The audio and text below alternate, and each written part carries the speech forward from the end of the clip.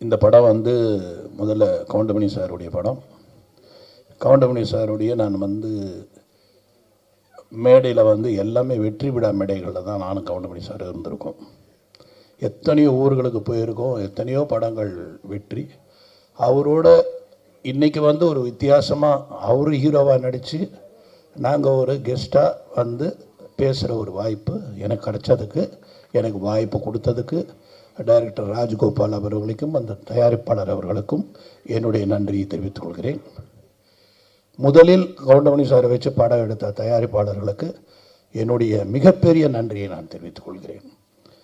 இந்த மாதிரி ஒரு காலகட்டத்தில் கவுண்டமணி சார் மேலே நம்பிக்கை வச்சு அவருடைய காமெடி என்றைக்குமே நிற்கும் அப்படின்ற நம்பிக்கையோட ப்ரொடியூசர் எடுத்திருக்காரு. அதே மாதிரி டைரக்டர் வந்து வெரி ஹிலேரியஸ் டைரக்டர். அவர் எத்தனையோ படங்களுக்கு வந்து ட்ராக்ஸ் எழுதி கொடுத்துருக்காரு. பல காமெடியன்ஸ்க்கு வந்து அவர் வந்து ஒரு அப்லிஃப்டாக இருந்தவர் தான் ராஜகோபால் அவர்கள். ஸோ அந்த மாதிரி ஒரு அருமையான டீம். இங்கே இருக்கிற அத்தனை ஆர்டிஸ்டில் எல்லாருமே என் படத்தில் நடித்தவங்க தான். அதனால் அவங்கள பற்றி நான் வந்து எதுவும் பேசுகிறதுக்கு நேரம் இல்லை. ரெண்டாவது, டைரக்டர் வந்து ஏற்கனவே சொன்னார், இந்த படத்தோட டைரக்டர் இந்த மாதிரி 12:30 மணி வரைக்கும் தான் டைமுன்னு. ஆனால் அவரே ஒரு 15 நிமிஷம் பேசிட்டார். ஸோ இதுக்கப்புறம் பாக்யராஜ் சார் பேசணும். அதனால் எனக்கு வந்து என்ன பேசுனா, கவுண்டமணி சாரை பற்றி பேசணும்னா நிறைய இருக்குது, என்கிட்ட நிறையா இருக்குது. ஒரு விஷயம் கவுண்டமணி சாரை பற்றி சொல்லணுன்னா, அவருக்கு மேனேஜர் கிடையாதுங்க, அவருக்கு டிரைவர் கிடையாது, அவர்கிட்ட டைரி கிடையாது. டேட்டு சொல்லிட்டா போதும், மனசில் வச்சுப்பார் டேட்டை. இந்த டேட்டு இவங்களுது, இந்த டேட் அவங்களுது, அந்த டேட் இவங்களுது அப்படின்னு மனசுலேயே டேட்டை வச்சு அவரே வண்டி ஓட்டிகிட்டு வருவார். அவருக்கு டிரைவர் கிடையாது. இதை மாதிரி ஒரு அருமையான வசதியான ப்ரொடியூசர்ஸுக்கு மிகவும் எளிமையான ஒரு நடிகர் வந்து தமிழ் இண்டஸ்ட்ரியில் இன்னொருத்தர் இருப்பாரான்னு என்னால் சொல்ல முடியாது.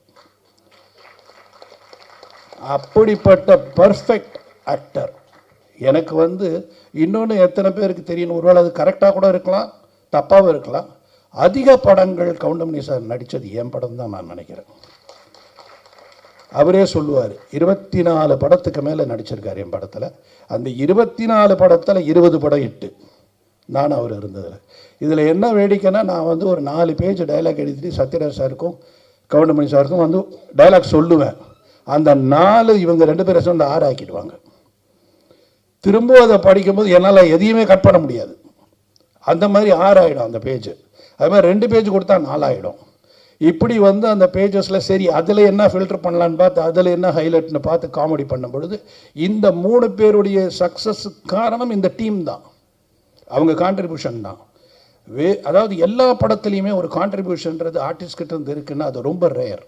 அப்படி ஒரு கான்ட்ரிபியூஷன் உள்ள ஒரு ஆக்டர் யாருன்னா கவுண்டமணி சார். அவர் அதில் நீங்கள் பர்டிகுலராக நிறைய படம் நான் சொல்லணும்னா, ஒன்று நடிகன், அந்த பிரியாணி சீனு எடுக்கவே முடியலங்க, எடுக்கவே முடியல. சிரிச்சுக்கிட்டே இருக்கேன், எங்கே கட் சொல்கிறது தெரியல.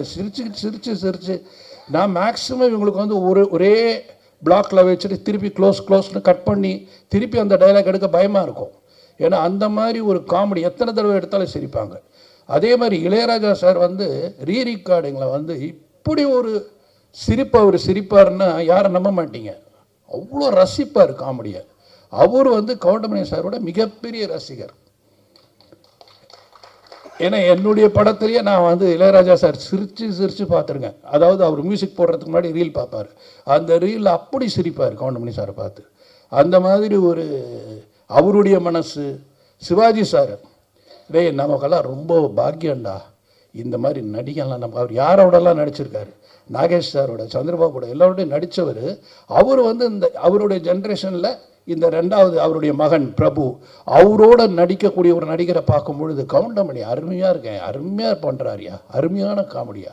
ஸோ மிகப்பெரிய நடிகர்களுக்கு எல்லாருமே வந்து கவுண்டமணி அவர்கள் வந்து ரசிகர், அவங்க ரசிகர்கள், அவங்களுக்கே ரசிகர். அப்படி ஒரு இடத்தை பிடித்தவர் தான் கவுண்டமணி சார். நிறைய அவரை பற்றி சொல்லணும், ஆனால் எங்களுக்கு நேரம் கிடையாது.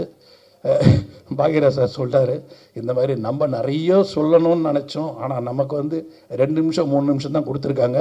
அதுக்கேற்ற மாதிரி மேக்ஸிமம் எவ்வளோ சீக்கிரம் நான் முடிக்கிறேனோ முடிச்சாதான் அவர் பேச முடியும். இன்னும் நிறைய சொல்லலாம். இந்த படத்தோட இசை ரொம்ப நல்லா இருந்தது, ரொம்ப ரசித்தேன் சார் உங்கள் மியூசிக்கை. அண்டு ஃபோட்டோகிராஃபி ரொம்ப நல்லா இருந்தது. எல்லாமே இதில் உழைச்ச கலைஞர்கள் அத்தனை பேரும் பிரமாதமாக ஒர்க் பண்ணியிருக்காங்க.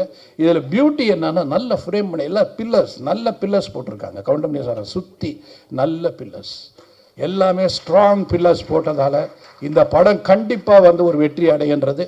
ஒரு சாதாரண ஒரு ஆடியன்ஸாக நான் சொல்கிறேன், டைரக்டாக கூட சொல்கிறேன், ஆடியன்ஸாக சொல்கிறேன். எனக்கே அந்த சாங்ஸ் பார்க்கும்போதும் அந்த ட்ரெய்லர் பார்க்கும்போது ரொம்ப இன்ட்ரெஸ்டிங்காக இருந்தது. அதனால் அவருடைய பஞ்சஸ் இருக்கும். ஏன்னா ஒரு ஆக்டர் நடித்தாலே அவங்கள ஒரு வழி பண்ணிவிடுவார் அவர். அப்போ கிட்டத்தட்ட 36 ஆர்டிஸ்ட் அவர் என்ன பண்ணியிருப்பாருன்னு யோசிக்கிறேன் நான். விட்டுருக்க மாட்டார். எல்லோரும் ஒரு விற்பனை. அதே மாதிரி மன்னனில் வந்து அந்த உண்ணாவிரத சீன்லாம் எடுக்க முடியல. இப்போ கூட பார்த்தீங்கன்னா ரஜினி சார் வந்து திரும்பி தான் சிரிச்சிட்டு இருப்பார். ஓகேயில் கூட 9 டேக்கு. இதை விட பெரிய வேடிக்கை என்னென்னா, ஆர்டிஸ்ட் சிரிச்சா பரவாயில்ல, கேமராமேன் சிரிப்பார். அவர் கை ஆடும். அப்போல்லாம் மானிட்டர் கிடையாது, இந்த கை வேறு ஆடி. என்னையா இவங்க, sir I can't control, sir I can't control அப்படின்னு அசோக்குமார். அவருக்கே தமிழ் தெரியாது. இத்தனைக்கு ஒரு பாடி லாங்குவேஜை பார்த்து சிரிக்க ஆரம்பிச்சிடுவார். ஏன்னா what you understand, no he is very funny, he is doing all fun இப்படின்னு பேசுவார் அவர். ஸோ எல்லாரையுமே மொழி தெரியாதவனையும் சிரிக்க வைக்கிற ஒரு நடிகர் யாருன்னு, அது வந்து கவுண்டமணி அவர்கள். ஸோ அப்படிப்பட்ட ஒரு அருமையான நடிகர் நமக்கு கிடைச்சதெல்லாம் ரொம்ப பாக்கியம். இந்த படம் மிகப்பெரிய வெற்றி அடையணும். இது வெற்றி அடைஞ்சாதால் இது போல் படங்கள் இன்னும் நிறைய வரும். ஏன்னா இது வந்து எல்லாமே இருக்குது, அதாவது அத்தனை ஐட்டம் இருக்குதுல. படம் வந்து அழகாகவும் இருக்குது, பியூட்டிஃபுல்லாக இருக்குது. ரொம்ப எக்ஸ்ட்ராடினரியாக சில விஷயங்கள், அதாவது கண்ணுக்கு வந்து கலர்ஃபுல்லாக இருக்குன்றதுல அதுவும் இருக்குது. அதனால் ஏன்னா ராஜன் சார் சொன்ன மாதிரி கட் பண்ணி போட்டிருக்காங்கன்னாங்களே, அது மாதிரி நிறைய கட்டு இருக்குதுல. ஸோ எல்லா விதமும் அமைஞ்சதால் இது கமர்ஷியலாக ஹிட் ஆகும்னு நினைக்கிறேன். இந்த டீமுக்கு என்னுடைய வாழ்த்துக்கள். நன்றி, வணக்கம்.